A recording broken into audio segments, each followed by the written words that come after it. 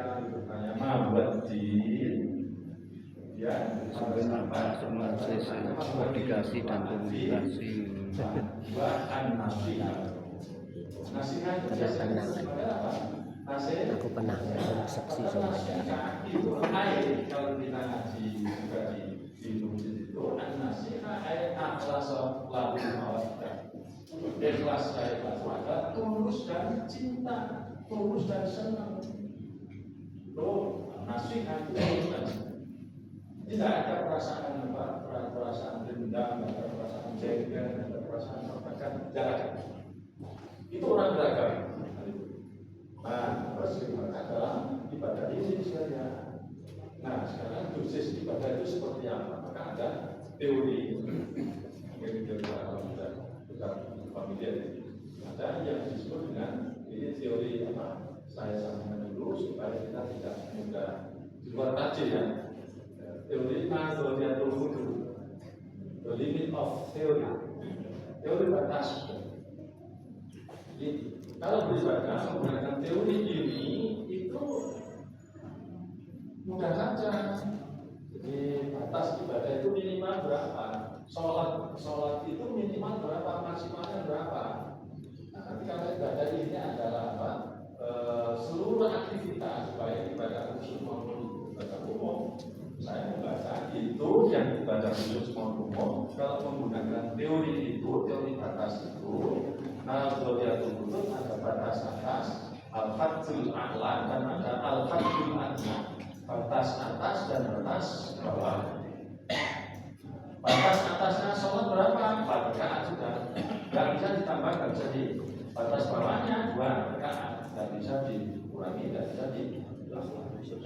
Nah, ya ini kalau yang ibadah khusus itu dinamakan ibadah makhluk. Yang ibadah umum selain ibadah makhluk. Kalau itu ibadah khusus kan simpel sekali. Ibadah khusus atau ibadah makhluk itu simpel sekali. Yaitu hanya sholat, puasa, haji. Tidak bisa dilakukan, tidak bisa ditambah. Nah, itu simpel sekali. Tapi kadang-kadang ada yang begitu. Teman-teman kita, saudara-saudara kita ada yang menggunakan kaidah itu kecuali gitu apa kalau melakukannya banyak itu pahalanya juga banyak.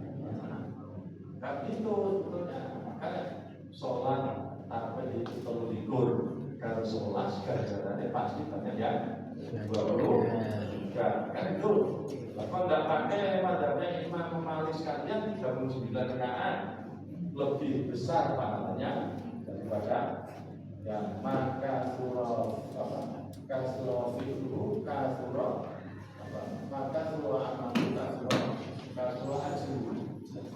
Kalau seseorang itu melakukan yang banyak berbuat yang banyak itu pahalanya pasti banyak. Jadi keluar dari kaidah ini saja kita kenal dulu bukan kaidah tadi yang ini yang baru maupun yang pertama. Jadi kalau sudah ditentukan baik khusus maupun jadi ini dijabarkan yang ketiga al-aslu fil ibadah at-tafrid. Hukum asal ibadah itu adalah dilarang. Koridornya dilarang. Hatta itu ibadah al-amr sehingga ada perintah. Jadi kalau tidak ada perintah ya tetap dilarang. Dilarang, tidak boleh. Koridor ibadah. Hukum asal ibadah itu adalah dilarang. Atau koridornya hukum asal ibadah itu perintah. Al-aslu fil ibadah atau kifi perintah. Kalau tidak ada perintah tidak boleh. Umpamanya waktu itu mereka ada pengajian di PDM di rumah ini. Salah seorang jangan tasbih. Nah, ketika disuruh tasbih itu kan setiap rakaat baca Subhanallah. Saya tidak ngerti karena Bapak Ibu tidak pernah melakukan. Tasbih itu seperti apa? Nanti baca Fatihah, rakaat pertama sekian kali, kemudian rukuk, tasbih 15 kali, 10 kali. 10 kali. Kalau kita lihat, saya punya buku ada sholat tasbih itu hadisnya ada 100 hadis, tapi semuanya doa semua. Ada satu yang sahih. Menurut mereka yang berpendapat bahwa hadis doa itu kalau jumlahnya banyak itu bisa menjadi terangkat jadi kuat. Ada yang berpendapat begitu. Tapi kita tidak boleh beribadah itu menggunakan hadis yang doa. Gitu ya. Ini kalau kita kembali kepada nah, terus bagaimana? Mereka beralasan wong 100 kuwi nek nggawa gerasak kita cacat kabeh itu kuat timbang wong siji dengan nggawa gerasak kita ora. Tapi ibadah kok disamakan karo nggawa beras. Itu saya sampai kelelahan. Ini kita biasa baca. Saya bawa sholat tasbih 100 ada 100 hadis. Nah, saya tolong itu diteliti kembali. Tidak ada sholat tasbih itu yang mengatakan bahwa itu merupakan satu bulan. Paling tidak kalau di saudara-saudara kita kan setiap bulan puasa tasbih. Nah, sekali sholat itu tidak usah karena surah Al-Fas ayat 78 itu kan Allah berfirman bahwa ja'ala 'alaikum fid-dini min harajin. Allah itu tidak menjadikan agama itu sempit. Kita tidak usah, ya sudah kalau yang batas minimal itu sudah, maksimal ya sudah itu ditetapkan. Jadi kita ibadah itu proporsional. Sudah satu yang makhluk saja yang khasa ibadah khasa itu satu adalah sholat, dua puasa, tiga zakat. Kita tidak boleh membuat aturan sendiri atau merubah aturan sendiri. Makanya karena puasa itu supaya lebih khusyuk, maka dibalik. Sahurnya itu jam 5 sore, kemudian bukannya jam 6 pagi. Rasionya bagus lebih khusyuk, tapi itu kan rumusannya kan sudah salah. Rumusannya bukan begitu kok. Rumusannya apa yang menasihatkan al-imsak anil muftadati min tulu'il fajri ila ghurubis syams. Min tulul itu sudah kaidah. Berapa? Silakan sekalian. Mau tinggal di mana? Kalau tinggal di pusat lebih pendek. Kalau di Spanyol, di Maroko kan panjang. Saya pernah di Maroko itu di Spanyol itu malamnya seharinya panjang, lebih panjang daripada di Indonesia. Tapi yang kuat saja membuat itu karena apa? Bukan karena apa? Tapi karena itu nanti kemauan dan karena senang menjalankan perintah. Terus yang kedua, ini yang kaitannya dengan apa? Ibadah ammah, ibadah umum itu masuk kategori muamalah. Nah, kaidah muamalah itu bunyinya semacam ini. Al-aslu fil muamalah talqud hatta yu'man. Hukum asal muamalah ibadah umum itu adalah boleh. Bebas talqud hatta yu'lamul man'u sehingga diketahui larangannya.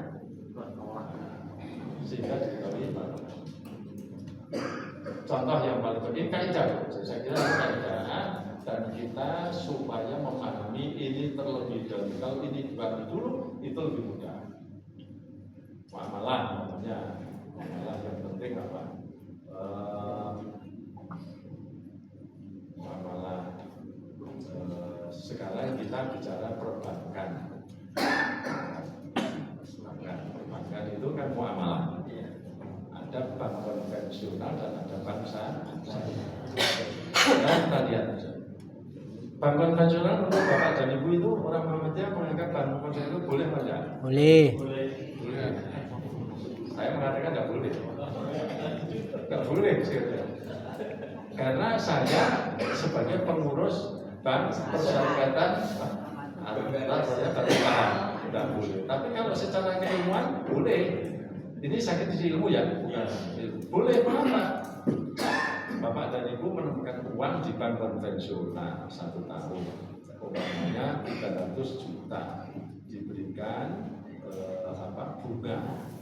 Itu bunganya, ada orang nggak mau bunga, diberikan bunganya itu kalau 100 juta, itu 1 tahun, menggunakan 300 juta ya, 1 tahun kan 4%, berarti berapa? 4 juta terus ya, 4 juta. Kalau 300 berarti 1 tahun 12 juta. Nah ini kalau kita berpikirnya hitam putih, tidak boleh.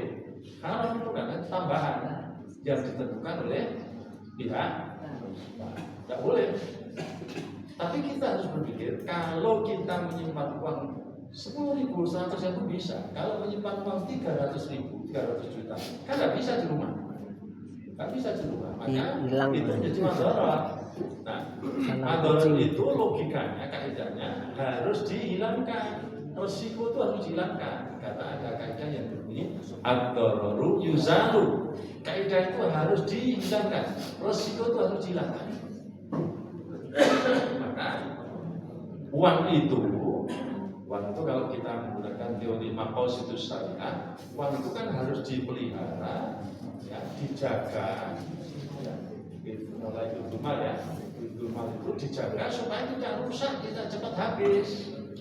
Nah, kalau kita belum bisa mengembangkan, kemudian kita gunakan maqasidus syariah itu mana? Bank konvensional mungkin di daerah kan belum ada bank syariah, BSI tidak ada, kecamatan tidak ada, yang ada adalah bank BRI. Otomatis kita masuk ke situ. Perintahnya madorot itu harus dihilangkan. Ya. Jadi ad-dararu yuzalu kita tempatkan di bank. Terus bagaimana uang itu kan mengalami inflasi setiap tahun, maka bunga yang diberikan kepada nasabah itu adalah pengganti inflasi. Kalau pendekatan pemikiran semacam itu tentu tidak merupakan sesuatu yang haram. Tapi kalau di Arab Saudi kan tidak, uang itu bunga bank itu haram, maksudnya bukan uang Arab Saudi yang disimpan di Amerika, kemudian itu diteliti oleh UIN Jakarta Kristeni sama. Itu ya, jadi itu contoh. Ada larangannya enggak? Larangan tidak mesti dalil dari Al-Quran dan As-Sunnah. Gula, orang minum gula itu halal apa haram? Halal. Hukum asalnya halal gula itu, tapi bisa jadi haram. Bisa jadi haram kalau ditetapkan oleh dokter, tidak ada dalil. Dokternya memberi dalil, ini bapak, karena bapak gulanya cukup tinggi, maka tidak boleh menggunakan gula pasir. Gula pasir bagi penderita DM menjadi haram. Soalnya ketika ada orang ini gula ini orang suci, tidak toji. Orang kampung kan nggak ngerti, katakan haram itu saja. Haram. Seperti halnya ketika Muhammadiyah menetapkan acara 7 hari, 10 hari, 50 hari kan ditetapkan haram kan itu. Tapi saudara-saudara kan tidak boleh, tapi tidak menghilangkan salah. Bapak dan Ibu, kalau kita itu masalah muamalah ya. Jadi tahlilan itu halal atau haram tuh? Halal. Halal ya? Boleh apa tidak? Boleh. Mengapa Muhammad tidak melakukan? Sedekah bobrok. Yang sedekah raya-raya. Memberi itu tidak harus orang miskin. Allah itu memberi itu sama, sing sugih didawai, sing miskin di. Kalau kita itu mengamalkan Asmaul Husna, Asmaul Husna orang mengatakan tidak, Arja Rahman ya Rahim orang. Asmaul Husna ya fad'uhu biha, ajaklah dirimu untuk mewujudkan Asmaul Husna. Banyak adil. Perintahnya kan kau mengambil isti syuhada walau ala anfusikum. Wala yajzimannakum sana'an qaumin ala Allah ta'budu. Jangan karena kamu benci pada orang lain, kamu mengatakan kira benar NU menyelenggarakan Oh itu sebetulnya kalau kita kaji dengan pendekatan filsafat ilmu kan itu sebenarnya apa? Itu kan Islamisasi budaya itu. Itu budaya itu diislamkan, tapi orang hilang sebenarnya. Jadi ngilangi budaya asli Indonesia itu angel, sulit itu. Bapak dan Ibu, ini contoh saja, contoh apa? Yang kaitannya dengan ibadah apa muamalah atau ibadah umum. Dari sini diskusi kita tidak ada persoalan ya. Ibadah yang mahdhah cukup 3 saja. Cukup 3 saja. Tapi nek wong haji sing berulang-ulang iki jane makruh pada. Makro. Ajane urung. Wong ibadah Bisa haram berarti. Haji kemarin. Karena mengambil hak orang lain. 350 juta. Ada yang menghambat yang lain. Wong siji wong papat berarti berapa? 1,8 orang Muhammadiyah itu ya dia saya bilang oh bagian furoda. Parasnya kalau saya furoda. Jadi masa tunggunya furoda tapi furodanya bukan reguler. 1,8 miliar. Kok aja dikurang semua tahun haji udah haji. Enggak usah berangkat haji enggak ada apa-apa. Memang tidak ada ini angel. Kangen kok. Itu Madam Marmiyah. Madam Marmiyah ini kan temannya Pak Amam itu. Jadi di situ pembina pemuda Muhammadiyah di mana di UIN kemudian Muritan menjadi pembina mantannya Marmiyah. Ya, jadi apa? Rupanya ya piye ya. Jadi kalau bukan dari fakultas ya, bukan dari apa? Bukan dari syariah, kemudian pemahaman fikihnya enggak tajam. Bapak dan Ibu, jadi ini ya. Ini ya. Ini kalau kita kita kembali ke sini paham ibadahnya sudah jelas, ibadah mahdhah dan ghairu mahdhah.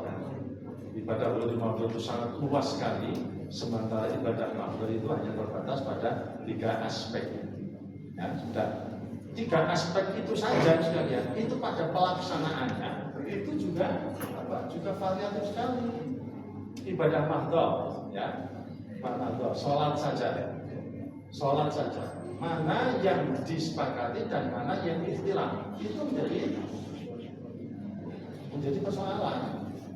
Contoh ada beberapa ada ibadah sholat tentang doa kita.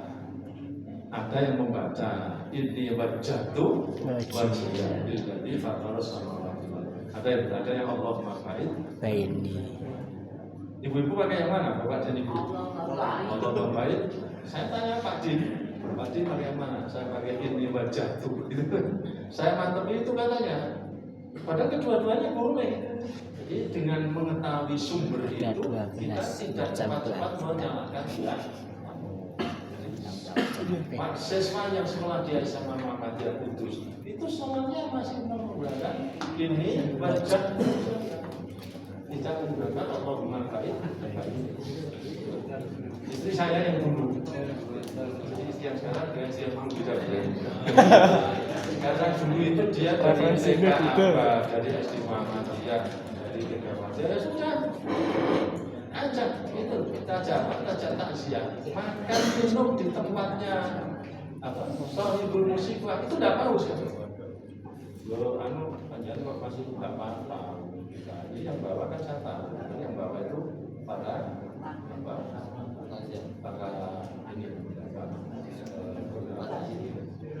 ini wazir, kan itu kan nggak apa-apa. Kata dia tidak, pokoknya makan minum di tempat Sohibul Musiqah itu haram. Jadi kalau Muhammadiyah sudah bulat kayak gitu. Haram. Itu istri saya almarhum itu, wah ya tidak mau betul. Bapak sendiri minum tidak mau, Bapak sendiri makan tidak mau. Ini karena guru agama sukses itu. Sejak TK, abang, SD, panjang lah itu. Tidak mau sekali. Ini tanda-tanda Muhammadiyah yang berhasil. Ya, Muhammadiyah yang berhasil. Gurunya mengajarkan semacam itu. Terus Panjang kan tidur dari tarbiyah. Saya kan dari syariah, mak-mak itu masih paham saya. Terus sebenarnya kan guru saya kan dulu sudah diterangku. Itu kalau guyonan sama istri begitu.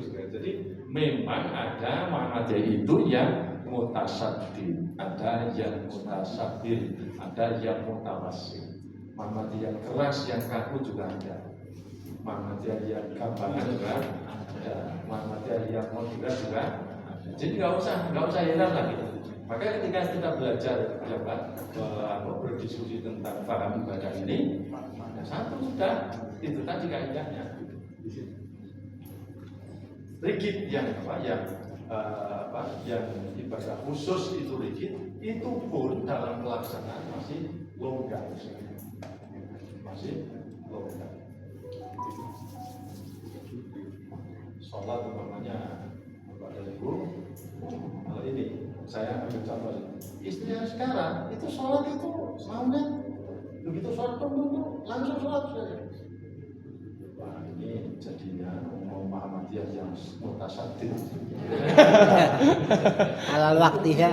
Ora hadis ini loro. As-sholatu fi awal waktiha. Yang kedua as-sholatu ala waktiha. Karena dhuwur iki ngasih jam 3 kurang seperempat ya isya ala waktiha.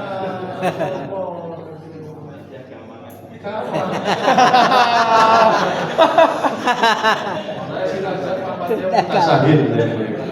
Cocok. Dasarnya tapi sudah itu fi ala waktiha. Tepat waktu. Tepat itu masih dilarang. Kalau orang nganggur, kok sholatnya orang tepat orang apa waktu, aku sing ora bener. Nah, aku kan mau sibuk.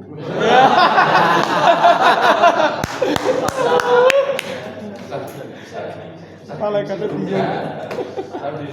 Malaikatnya lirak-lirik lho, Pak. Inisialnya A. Nah, di sholat zuhur, asar, maghrib, isya. Ini dadekno siji nalika waktu isya. Terus saya bacakan itu. Kan Rasulullah fil Madinah yusolli al-dhuhr wal asr wal isya wal maghrib jami'an min ghairi khaufin wala matarin wala safarin wala maradin. Safar. Akhrajul Ibnu Abbas. Kalau lagi palingnya istri saya sekarang itu kan dikomentar ke taukil pak ke surat tertulis. Betul nggak bisa saya itu menyerahkan. Tadi loh bisa saya suruh SPD MK ini mesti ada paham aku. Kawan saya lihat tuh taukil bil kitab itu kan lebih jelas bisa dipertanggungjawabkan daripada taukil bil lisan. Mau telepon aja bisa kok.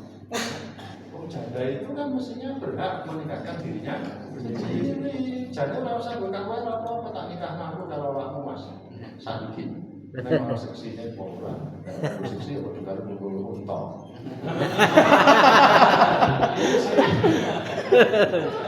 Kawannya nggak paham. Terus saya sampaikan ini namanya loh hadis agama ini gampang. Ini lagi ibadah makna, sholat aja sama besok terangkep. Itu apa? Bukan karena takut, bukan karena hujan, bukan karena safar, bukan karena sakit. Orang apa?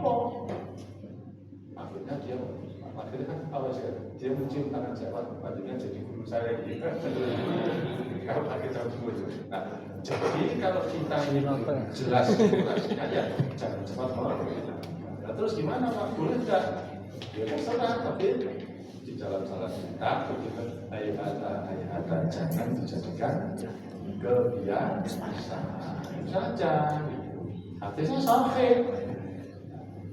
Riwayat Muslim Ibnu Abbas. Maka Gus Dur lagi kan karena sholat itu sering. Karena Gus Dur sholat ditumpuk. Zuhur, asar, maghrib, isya dari siji. Orang melihat Gus Dur Iwan, orang tahu sholat. Padahal sholatnya menggunakan hadis itu dia. Ini contoh sekalian, ibadah makhluk pun itu suruh tinggi, tapi kalau kita lihat dalilnya itu masih di apa dari mungkin kenal yang namanya sholat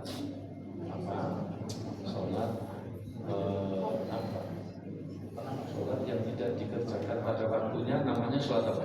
Jamak. Nah, sholat qadha ya. Qadha itu sebetulnya